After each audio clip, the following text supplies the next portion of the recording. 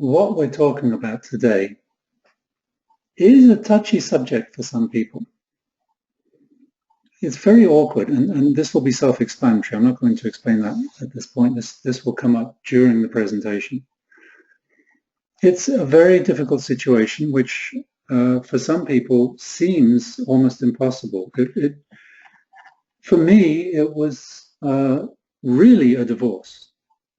Subsequent to being a monk, I actually did get married and divorced, and I can assure you that it was just as painful.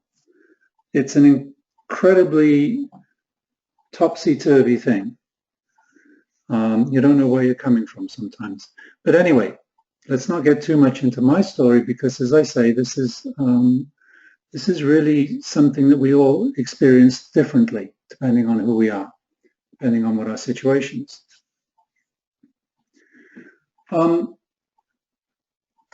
Okay, I think we can start now. So the title is How to Break Through Dependency on Your Teachers and Beliefs. And I want to bring up a phrase here which is sort of interesting. And this is it. You don't have to go through it alone. You don't have to go through it alone. Now, go through what? Well, go through anything. We all need structure, security, and a place to belong. And we spend a large part of our lives either seeking that or securing it, making sure that we have it. When we don't have that, the ground beneath our feet is really unsteady. I've chosen this picture. This is actually a picture of my teacher, Lama Yeshe, teaching a crowd of people in Nepal, in his monastery at Kopan. And if you look to the left in the middle, you'll see a young man with a white dot on his forehead. And I'm pretty sure that's me, although I'm not sure because somebody gave me this picture only a few years ago. But this was the time and place where I attended a 30-day retreat with Lama Yeshe. And I'm showing this picture because it reminds me so vividly of the feeling I felt at that time, of feeling really secure and safe and welcome and belonging. I really belonged in that place. And I was coming from a very unstable situation where I basically left everything behind in England. I hitchhiked across Europe, came through the Middle East, got messed up with drugs, and really was in need of some discipline, some friends, and something to bring meaning to my life. And at the time, that turned out to be Tibetan Buddhism. And the sense of relief and of, well, being safe, being saved, I suppose, it was palpable. It was huge, and it did. It set me back onto a much wiser road for the rest of my life. Not that I haven't made mistakes since, but I've never made mistakes of that magnitude since then.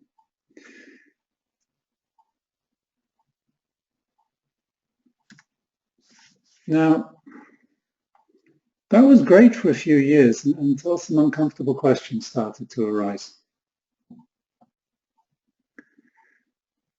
And of course, the key to everything in Buddhism is mindfulness. It's part of the Eightfold Path. And the point of mindfulness is to be aware of your own mind more than anything else. What's going on? Why is it going on? Why? How do I think? And why do I think this way? What sort of patterns do I find? This is mindfulness. This has a function. Mindfulness is not just about staying in the present moment so you can be more alert. There's much more to it than that. I mean, you can be in the present moment with all sorts of different things. When you're in your present moment with your own mind, with your own emotions, then you're opening up the possibility of personal transformation. But of course, that takes risk. So these are questions that I found myself asking at a certain point in my career as a Buddhist monk, and I've heard many other people ask the same questions people that I work with on mindfulness coaching, people who have been in different communities. Some of them are very unpleasant, some not at all, some apparently very pleasant, like my experience was, but who need to be sure of what they're feeling and who are really willing to look at what they're feeling.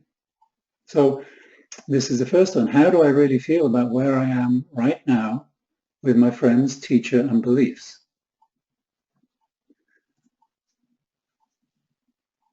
Do I think differently from them or the same as them? Where do my loyalties lie? So let me just tell you my own experience of this.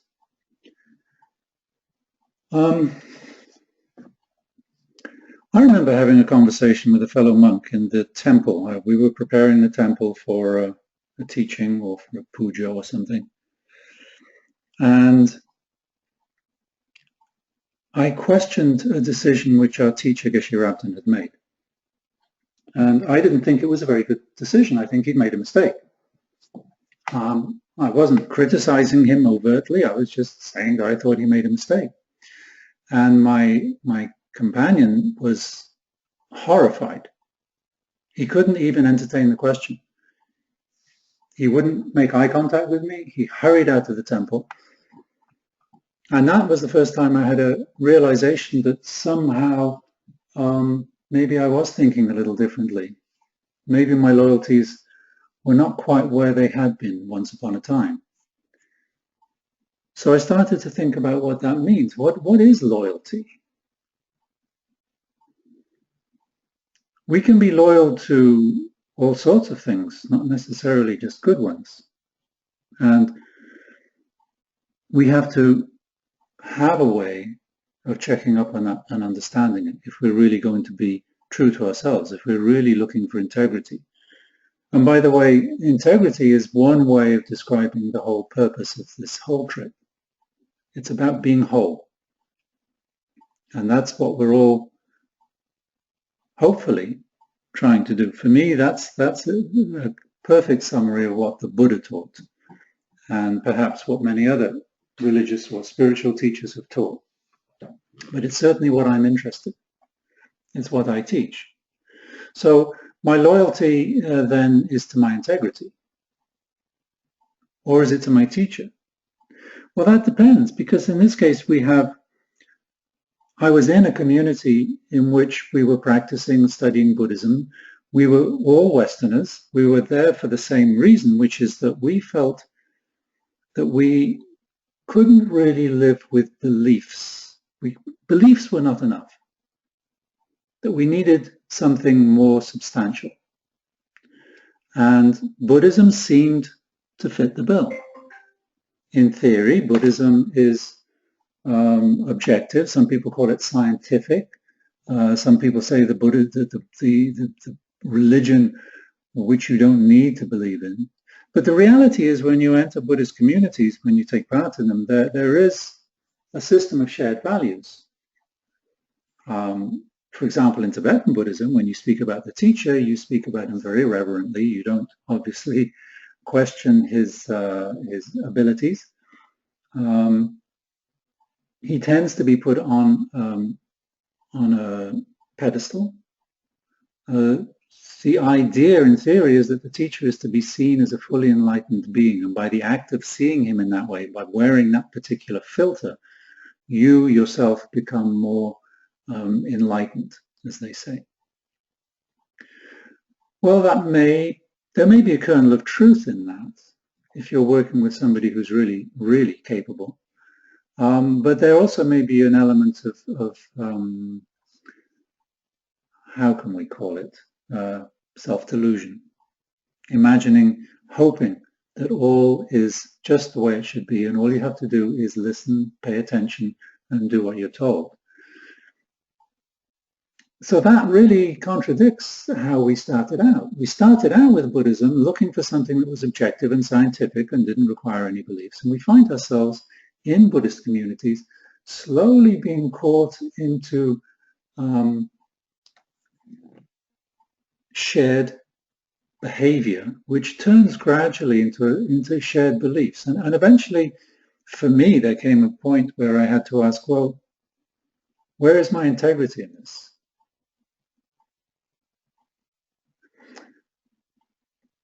That is a difficult question because it's actually a very emotional question. It's not something you can answer with a simple statement of fact. It's a constant examination. And it comes down to one of the most difficult and most important aspects of mindfulness, which is being mindful of your motives, why you do certain things, what actually propels you. What are you looking for underneath the cover? And so now the last two questions that we have here on this slide. Do things look less open-minded than I'd once thought? Have these beliefs become stifling, rigid, dogmatic? I remember it felt like I was wearing a skin and the skin was too tight for me. And I had to break it to get out. And I didn't want to break it because all my security, all my happiness, the associations that I had with my monkhood, with my community, with my teacher, for years I was so happy and I felt so secure that those feelings were pulling against me as I tried to ask these questions. But I had to ask them. I was driven. Some people are not driven to. Some people will simply, for some people, religion is it's a comfort zone. It answers their questions, it settles their insecurities, and it makes them feel safe, just as I did at the beginning. And then sometimes religion becomes an existential challenge. That's a lot harder. Now, if you take it as an existential challenge, then there's going to be movement, big movement. And this is what we're talking about here. And this is the process that I can help with. I've been through it myself the hard way a long time ago by myself. And now I help other people through it, which is why I have some experience talking about it. And I'm going to be offering another webinar that actually goes into these details and explores in more detail what we can do to handle this transition, this movement, and how we can do it without too much pain and with maximum clarity and without too much disruption, because it can disrupt your life. Some people are very closely connected to their communities, their friends. Sometimes their children's friends are all there. I know people who've become very, very, very enmeshed in different types of spiritual communities, and when they feel a pull, a disparity between their own beliefs or their own desire for integrity and the need to fit in, when that conflict arises in them, they have every material reason to stay put, to not question themselves and question their motives. And so that process is one of upheaval. It's very difficult. I understand that. But if you're like me, it becomes gradually more and more imperative, and you simply have to honor the question, even if you don't have a clear answer. Remember, the key here is integrity. It's being whole, being true to yourself. Now, what does that mean? In Buddhism, I'm not talking only about Buddhism here, I'm talking about belief systems in general, but a particular approach to belief systems.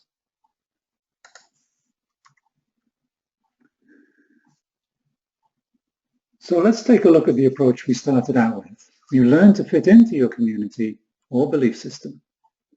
You took your place. Now, your place is actually, it's a key phrase in Buddhism, in the way the Buddha taught. Your place is the place from which you look out over your life.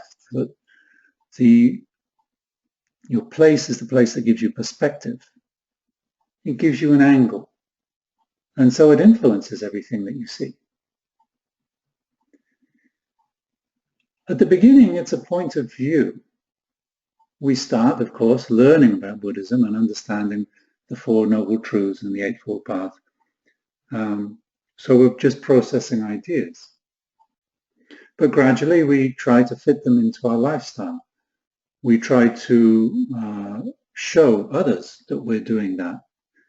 It's important that we all act to the best of our ability as good Buddhists when we're living in a Buddhist community. That it helps. It's the glue which helps to keep the community together.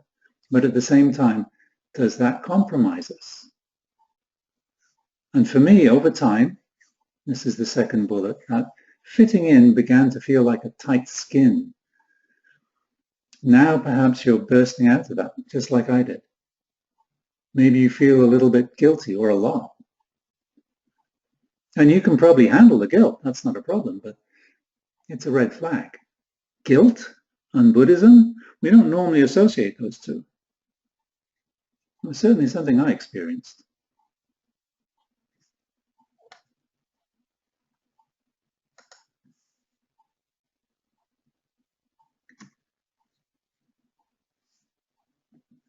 Now, just before I go on, I want, because other people have arrived since we started, and I just want to invite you to ask your questions in the GoToWebinar interface there.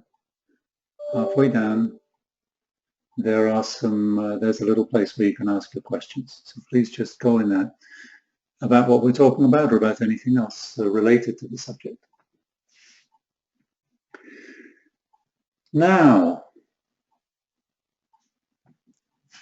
your context. Seeing yourself in context is exactly what mindfulness is for. You can't see yourself out of context anyway.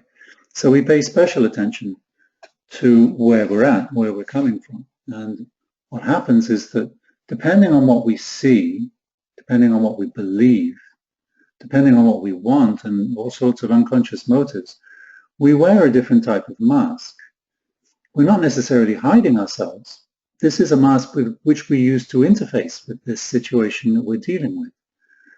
Obviously, if we go to a doctor and start talking about our health, we're talking in a very different way than if we go to, I don't know, and go to meet a friend and see a movie. The language changes, the feelings change, the expression changes, the ability to speak openly or not, the formalism, everything we do in a context, and every context is different, and we speak to people differently. And sometimes it's very subtle, and sometimes it's very dramatic, depending on who those people are and how we feel about them, of course. So mindfulness of oneself, of one's own motives, is not a static thing. Nothing is static about mindfulness. We are constantly changing. Every experience is new. We tend to see them in familiar patterns because it helps us respond more easily. We tend to fall back on learned responses. But as we practice mindfulness, we learn that this is part of the mask. It's sort of a fiction, that things are as solid as they appear. In fact, everything's constantly changing. And to the extent that we become mindful, we become constantly adaptive.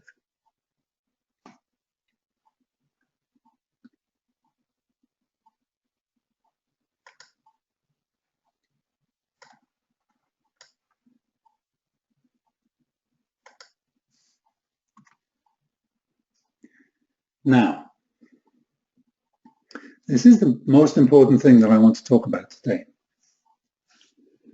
4 stages of transition.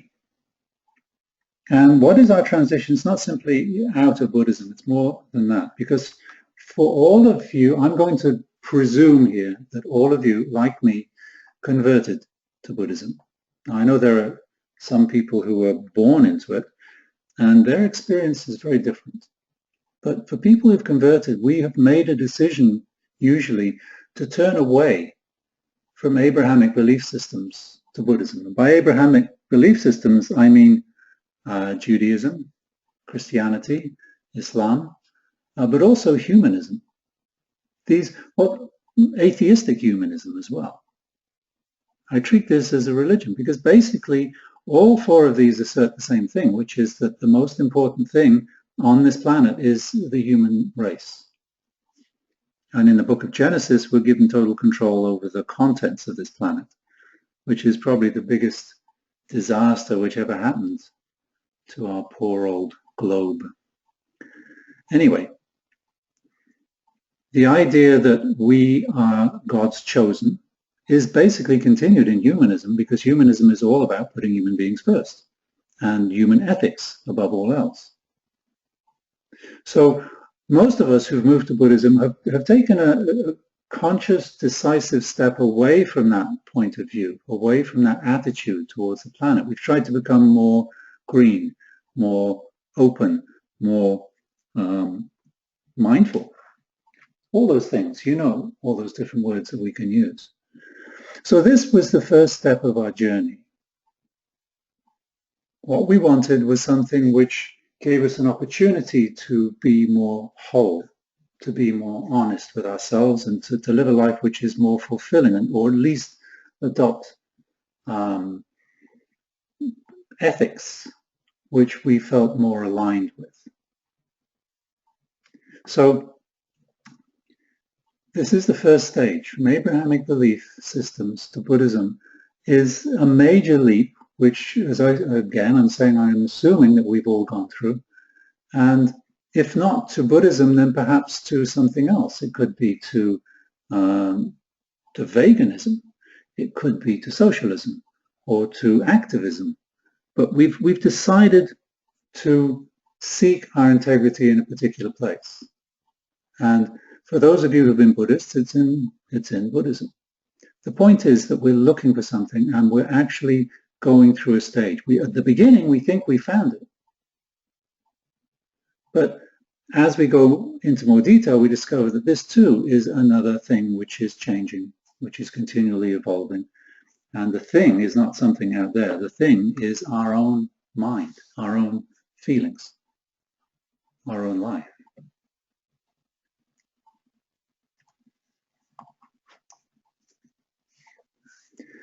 The next transition, which I notice with my clients, is the transition from Buddhism as belief to Buddhism as practice.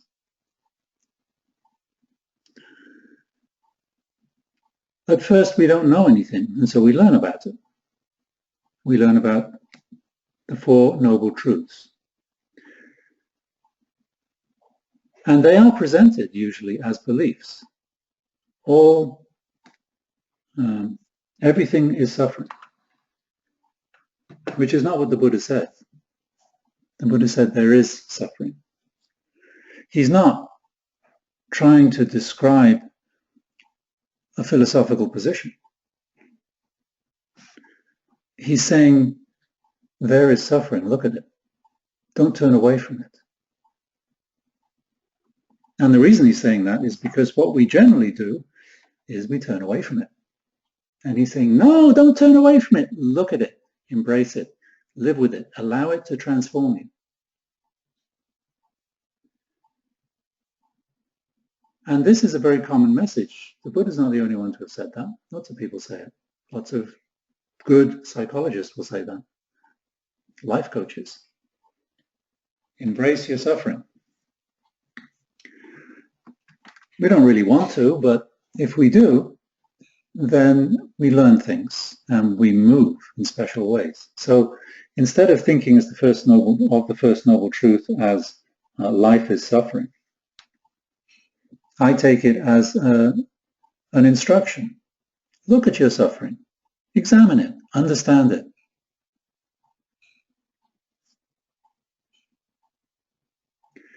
The second noble truth is the cause of suffering, and normally is presented as suffering has a cause, as a philosophical truth.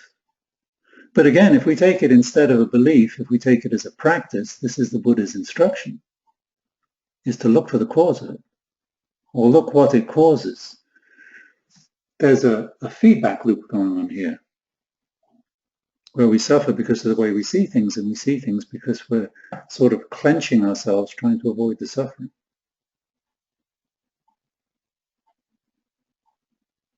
To actually see that for ourselves when we're meditating, and we're going to do this in a couple of minutes, to see the way that we clench, or you might call it clinging or grasping.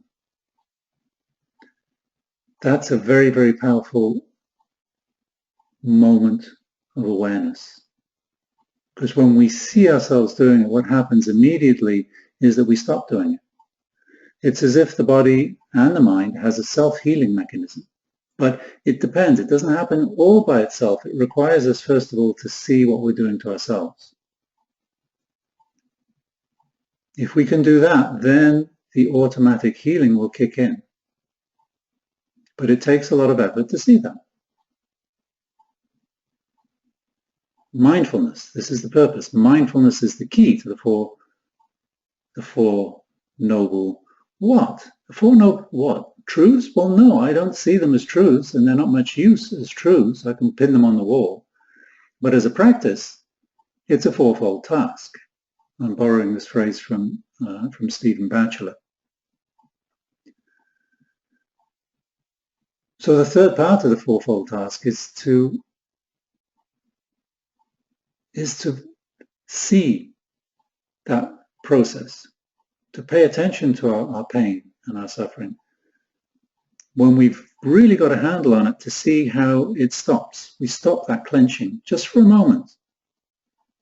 And when we behold that, when we're really acutely aware of that, we realize not only that we've done it, but that we can do it. That we have started a path. We've created an opportunity to change. And we are the authors of that change. And the fourth aspect of the task is to develop a path, to develop this path. So we started it right now, and we're taking it forward using our own wits. Yeah. Self-reliance. We'll get to that in a few minutes.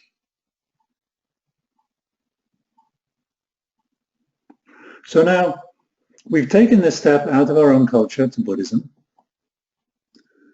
We've actually started to understand Buddhism, and we're now judging it by its own standards. In other words, we're judging Buddhism by what the Buddha taught. And this is probably a good time to remind you all, which I'm sure you already know, is that the Buddha was not a Buddhist. Two different things.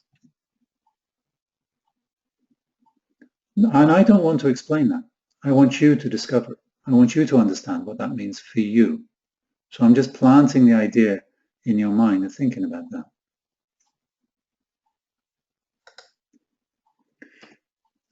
The third stage of transition is leaving behind the language and framing of Buddhism. Okay, so we learn the fourfold task. We develop the eightfold path. And in studying it, we learn all this terminology, which is translated from Pali and Sanskrit and Tibetan and Chinese and Japanese. And it's vast. The Buddha taught for 40 years, and supposedly every word he said has been written down. And in fact, there is a huge amount of documentation, which is said to be the Buddha's own word. And studying this takes a lot of dedication, and it requires a very precise terminology. Whether you leave it in Sanskrit or you want to translate it into English, it requires mastering a whole structure of thought. But there comes a time when, if we start to see Buddhism not as a belief system but as a practice, that all that terminology and all that mental structure becomes actually clutter. It becomes a distraction. And in order to really express, because now we're at the point where we're not just exploring Buddhism, but we're expressing it, we're processing it within ourselves. And we're not processing Buddhism, we're processing the Dharma. And the Dharma does not belong to Buddhism or to the Buddha. Dharma means, among other things, it means things, or I would like to say stuff. Stuff happens. Dharma is what happens to us. And the practice of Dharma is handling it skillfully. That's all it is. And the tool that we use to handle it more skillfully is the fourfold task, because what this does is it enables us to free ourselves from reactivity. In other words, instead of simply reacting to situations that come along the way we've always reacted, we are awake to it.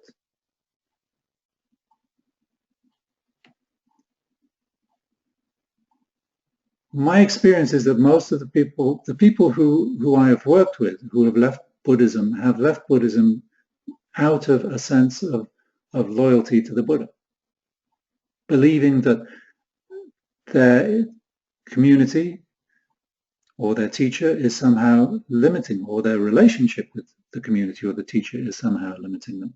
And some of these people have come from very abusive communities.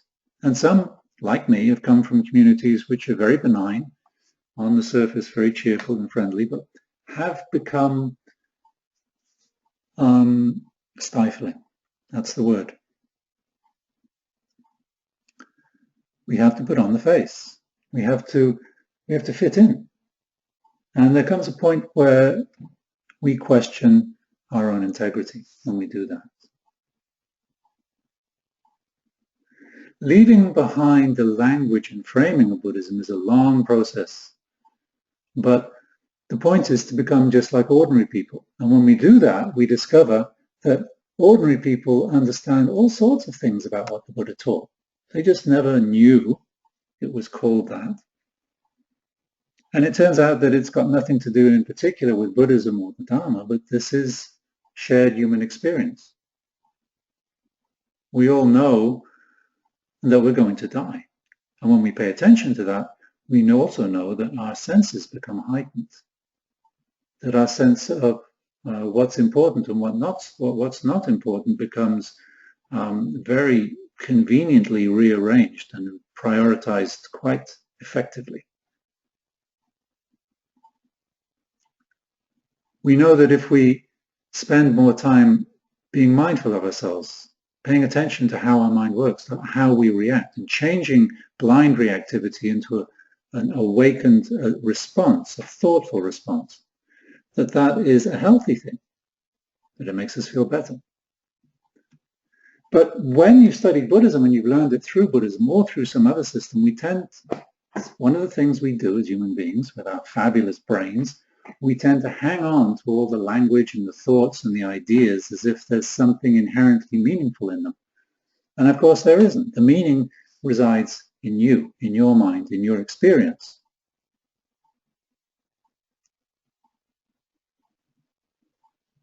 I'm going to talk about that in a minute.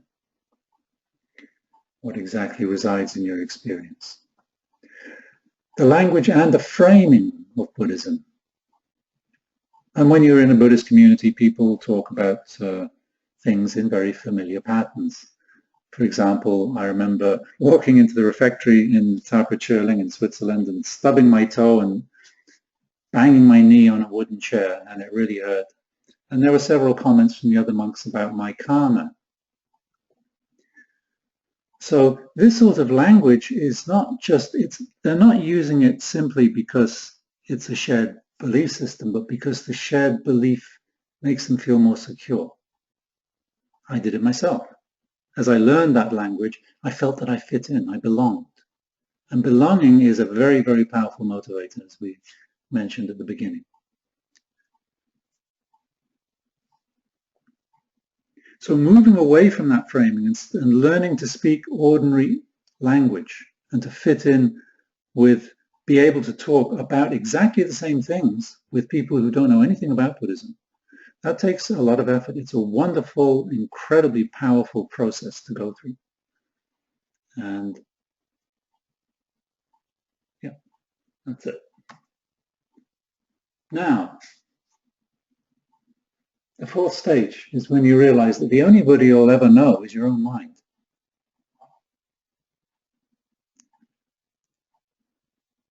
Now that's interesting. On point 4, I spelt Buddha with a small b, and PowerPoint's autocorrect and capitalized it for me. But I intentionally wanted it to have a small b, because the Buddha, the historical Buddha, of course, is capitalized because it's a proper noun. But Buddha, in fact, the whole language of Sanskrit and Pali, they don't even have capitals. There's no such thing. So this distinction we put on it is a little bit intimidating. And especially if you've trained in Tibetan Buddhism, there's an enormous amount of emphasis placed on how difficult it is to become enlightened and how incredibly powerful and omniscient the Buddha is. And this is repeated so many times that it's natural to feel that, oh my God, I'm not even close to that. And people express that, and they like it. It's a shared belief in humility, I suppose, or at least a show of humility. But why are we here? What is the point? Why did we become Buddhists in the first place? To become enlightened or awakened or aware, or whatever it is you want to call it. When I see the Buddha as being represented larger than life as a supernatural being, I lose connection. It doesn't mean anything to me anymore. I'm looking for a man who faces the same sort of conditions of life that I do, and who is an example to me of what I can do about it, and with it.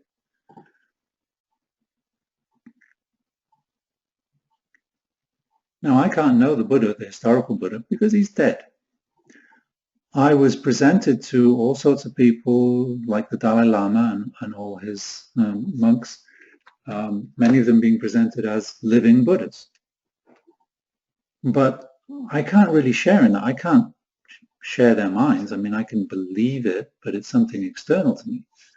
And when I see everybody else believing it because it's really important for their sense of security and their sense of comfort to believe that, and if their foundation is rocked by questioning it, then that gives me even more reason to wonder why I'm believing it.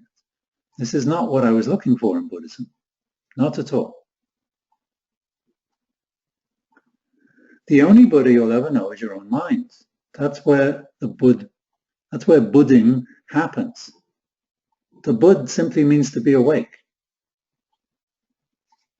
And awakening is not the end point of the path. It's the beginning. It's the very, very beginning point. It's when in this moment, if you're awake, if you're acutely aware of what is going on right now in your mind and your feelings and your thoughts and your context, then you're awake. You're awake if you're awake to one thing.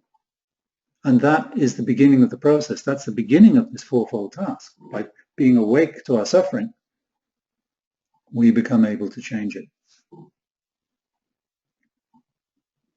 And if you see awakening as the goal of Buddhism, then it's simply to become or to create more and more moments like that by being more and more alert and carrying our meditation into the day. Even the Buddha himself said, I can't plant this idea in you. You have to figure it out yourself. We can't share the mind of the Buddha, but we can know what it is to Buddha. And it's something very ordinary and human. Otherwise, why would he ask us to do it? Why would he suggest that we can do it? I don't believe he was a trickster.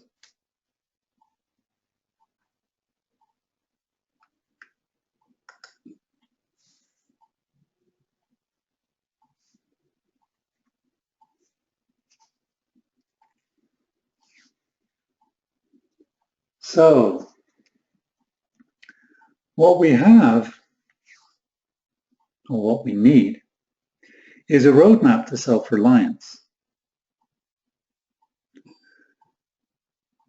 And I'll go through this quickly, but in fact, this is what I'm going to be covering in my next webinar.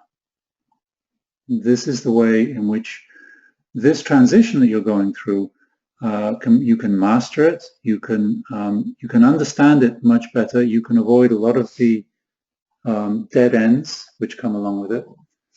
As I said before, I did it by myself, and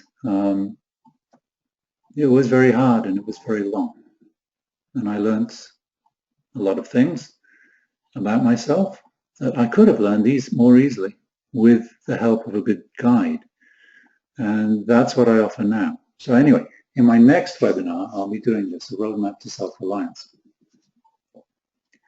So briefly, what is self-reliance?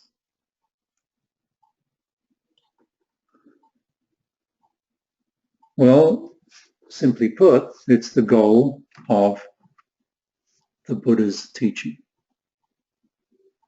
He states very clearly that the purpose of the Eightfold Path is to become independent of teacher and doctrine, that we've completely internalized it. Let's go back.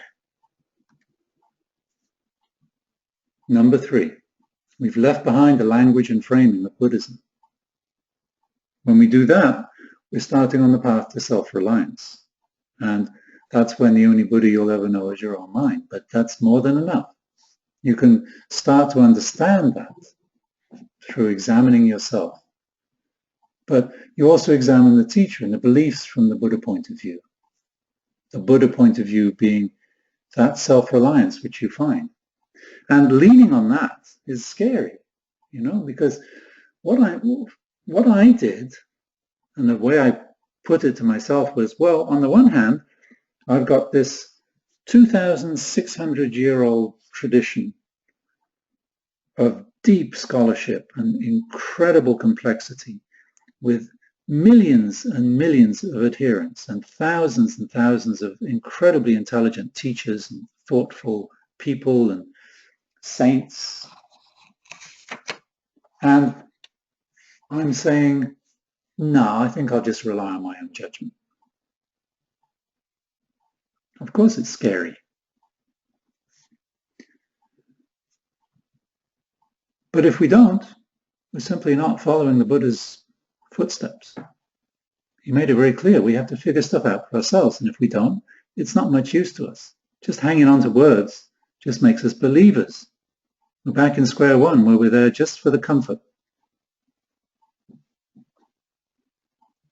Self-reliance is hard, but it's incredibly rewarding. It means you make mistakes, but you learn from them. And it's not the same learning that you get from a book. When you learn from mistakes, the lesson is basically hammered into you. When it's your own life on the line, when it's your own situation.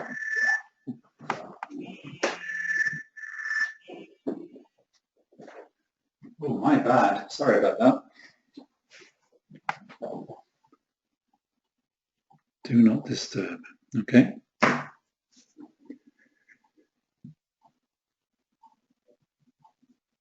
The second point on this slide, identifying the ethic that moves you. What are you after? Go back to the very beginning. Why did you make that move in the first place away from Abrahamic belief systems? Whether it's Christianity or Judaism or Islam or atheistic humanism. What made you go looking for something more? And I'm not talking about a question that you may have formulated very nicely for your teacher to answer. But what was the motive? What drove you? I mean, why? Why bother? Why not just go to school, get a job, raise a family, and live a life? Why do you bother sticking your neck out looking for all this weird stuff? Obviously, there is a drive, there's a reason. This is something we need to get in contact with. The third point I've already mentioned, speaking up for yourself against the weight of a 2,600-year-old institution, Buddhism. It's very intimidating. Who am I?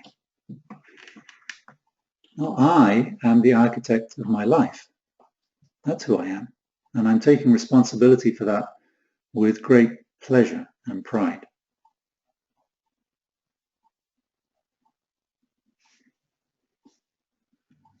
Now, understanding the end of views, and this will basically constitute what we're talking about in the next seminar. The end of views is an expression which the Buddha used. And to put it simply, we all have a point of view. We all have a world view. But we don't have to hang on to it. And yet we do. If you need any example of that, you need look no further than Facebook or any social media today, where all you can see is pictures and conversation about the political election in the United States.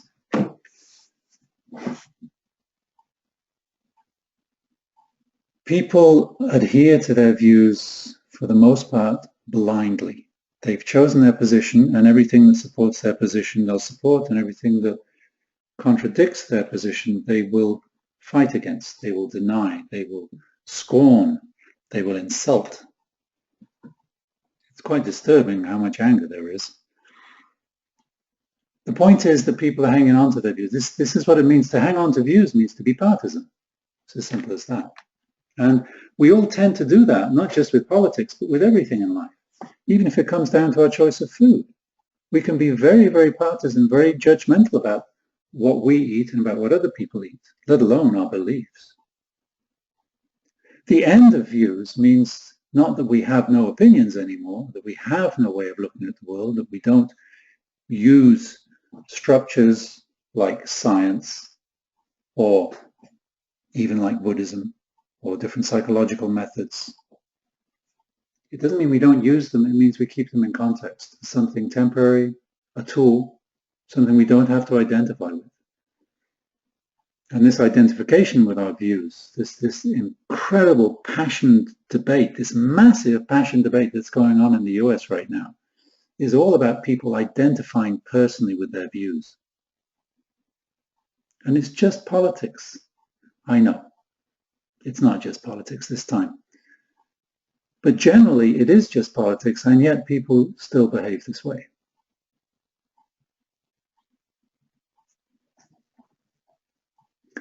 The last point will be dispelling the fear of isolation and moving forward with confidence. Leaving a community is not easy. Leaving a teacher who has given us a great deal, perhaps, or been presented to us as somebody who's very special and important, somebody with whom or in whom we've invested much of our life, maybe money as well. To leave that it's a big step. The longer we've been there, the harder it is. And maybe the longer we've been there, the more important it is to really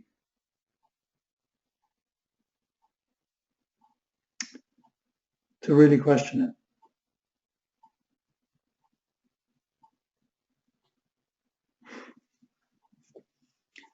Now, I will be talking about this next week. I will send you all an email notifying you. But I'm afraid we have to charge for this one. It's going to be $7. It's a minimal amount to cover our expenses. And I hope you'll all take part. We'll be advertising it. Further, if you have any friends, please invite them.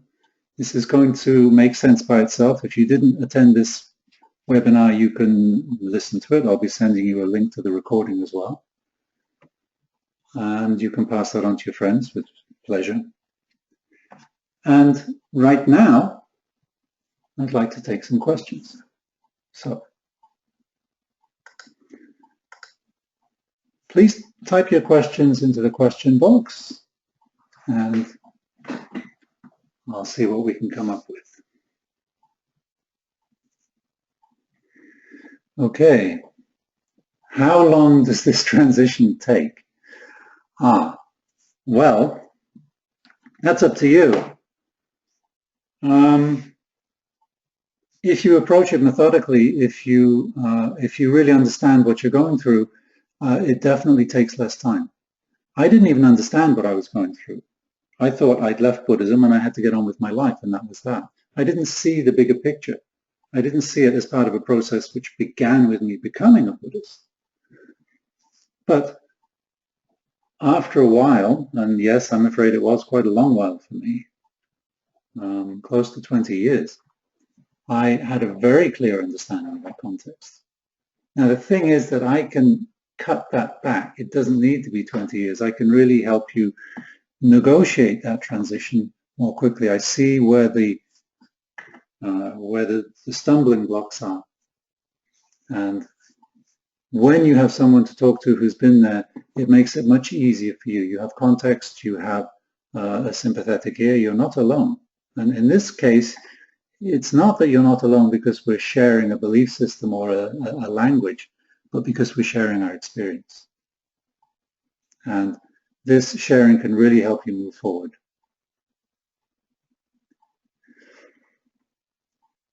Okay, next question. Oh, from Brian. Is there still value in becoming a monastic in the modern world? Is it worth becoming a monk or nun? Wow, that's up to you, really. It depends on your situation.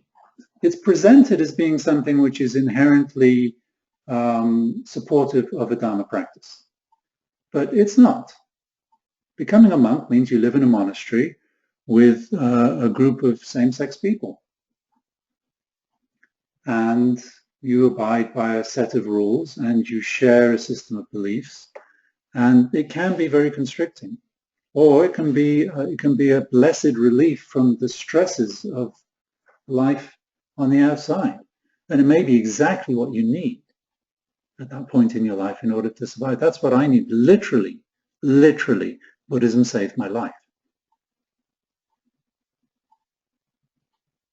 So, is there still value in becoming a monastic? Yes, I think there is for some people. Can you get stuck in it? Yes, you can. The further question is, to what extent is this, is this a cultural thing?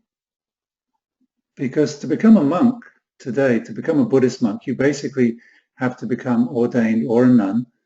You have to be ordained in one of the Asian traditions, either by a Tibetan teacher or a Zen master, and yes, there are monasteries, particularly in Zen. It's true in the West, there are monasteries where Westerners are now ordaining other Westerners, but still we're making a transition to an Asian trip, if you want, to an Asian point of view, and there's a cultural baggage which is attached to that, and we have to be careful of that.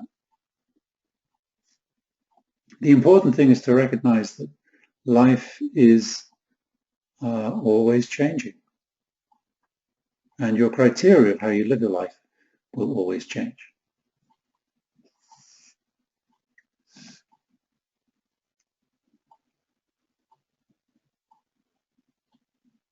Another question. How do we maintain friendships with people who we don't agree with anymore? I think you mean with people that we're not willing to share that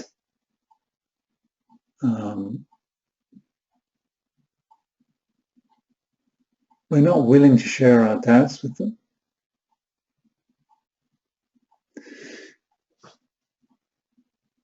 We're not able to share our doubts with them. They don't really get it. And so we've spent years together and we've been friends and we've been very helpful to each other, and yet suddenly, or maybe not so suddenly, there's a rift, a gap. How do we stay friends with them? Well, by being true to ourselves and seeing where that friendship actually leads, and to what extent it really is a deep friendship. It always comes down to self-reliance, and self-reliance always comes down to taking a risk. It does not mean you know what you're doing. It means you're willing to learn from what you do. Okay, more questions. How many times have you, that's me I think, experienced a new level of self-awareness? Well, hundreds of times, and so have you. In different situations, we do experience ourselves differently, and we are different. We are a product of our circumstances, our environment, our community, our social situation. The important thing is being aware of that. To what extent am I mindful? Well, to the best of my ability. Some days are better than others. In Buddhism, there's much talk of single-pointed concentration in which our attention is not disturbed for hours at a time. Well, this is formal meditation, which requires practice and definitely a retreat environment. This is where being a monk or a nun might help make it easier. But to do that in the context of everyday life is a different thing. We tend to drift in and out of mindfulness. It comes and it goes, but we can increase the amount of mindfulness simply by practicing it, by being attentive.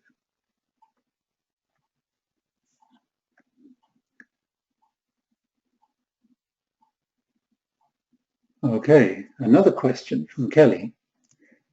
I put a lot of energy into the creativity and social interactions of Buddhist communities. After leaving it, it took years to find new outlets, and now I'm putting the same amount of energy into other pursuits and groups, non-Buddhist. Am I replacing one addiction with another? Well, that's a great question, Kelly.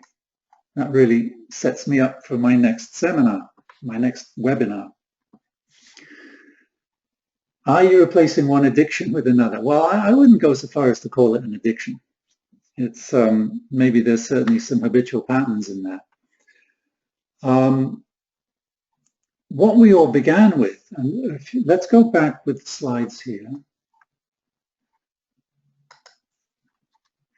to the 4 stages of transition and look at the first one, from Abrahamic belief systems to Buddhism. And what we're doing here is we're doing exactly that. We're replacing one belief system with another, which is the first step. We have to do that. I did it thinking that, oh, thank God I've left that behind. Now I've got something rational to believe in, I'll be okay. But there came a time, as I said, when that just appeared to be another belief system. There were several other belief systems in between those two. From Christianity, I went to communism, then I went to a sort of hippieism, and then finally, through other things, to Buddhism. And I thought, well, this is it. Finally, I've got it. When that started to break down, I became very scared.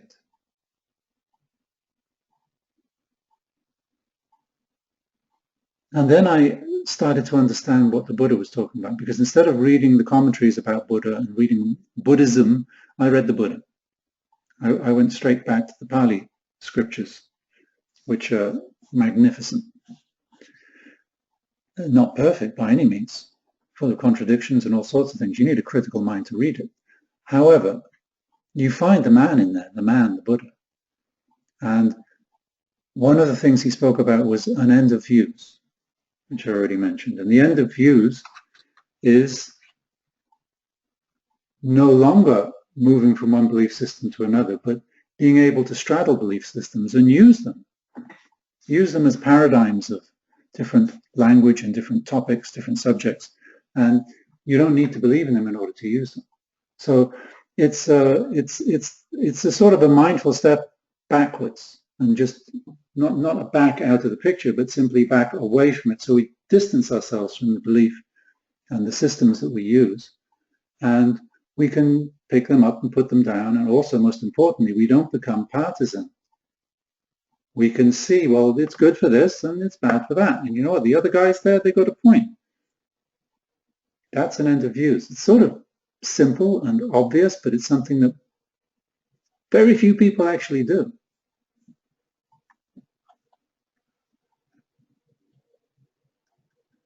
And the final question is not a question, it's a statement. And I love this. This is from Patrick, I need a self-sustaining addiction that helps me stay mindful of my self-awareness. Yeah, well, yeah, we all want that, Patrick. Unfortunately, it doesn't work that way. Bad habits become self-sustaining. But good habits, unfortunately, they always require attention.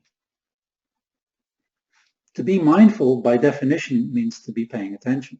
It means to not be on autopilot. It's not self-sustaining. Well, it is in a sense that the more we practice it, the better we get at it, but it doesn't happen by itself. We always require effort. Mindfulness always requires effort. Falling into bad habits requires that we don't pay attention, that's all. We don't pay attention to our bad habits, they will get stronger. In order to cultivate good habits, we do have to pay attention. Sorry, but that's the way it goes. As I promised you, a bonus gift. It's an article I wrote many years ago, which is about this very subject. It's called A Sense of Belonging. And I have to use this link on the slide. It's at scatini.com/belonging.pdf with a capital B.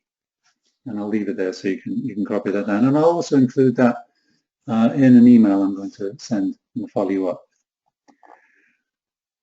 I will also send you information about the next webinar. I look forward to it. I hope to see you all there. Thank you very much for taking part in this. And yeah, goodbye for now. Take care now. Bye-bye.